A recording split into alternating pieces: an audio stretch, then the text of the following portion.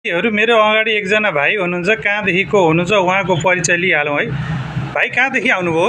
नमस्ते, मेरो नाम अशोक पिटुल हो। म लुम्बिनीबाट काठमाडौँ गएको छु बालन दाइसँग भेट गर्न। अनि लुम्बिनीबाट साइकलमा आउनुभयो? हजुर, लुम्बिनीबाट साइकलमा आउनुभयो। कति दिन भयो आज? आज 2 दिन भइसक्यो। गाह्रो भएको छैन?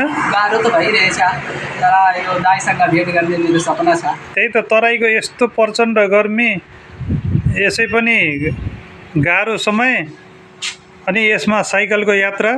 अनि प्रधानमन्त्रीलाई भेटेर यहाँले के भन्न चाहनुहुन्छ? होइन, म केही पनि भन्दैन, मेरो सपना छ मात्र भेट गर्नको लागि। ए, यहाँको सपना थियो होइन? ए, बाट जाने हो काठमाडौँ। अनि कति दिनमा पुग्नुहुन्छ अब? अनि जति दिन लाग्छ, 3 दिन 4 दिन 5 दिन जति लाग्छ।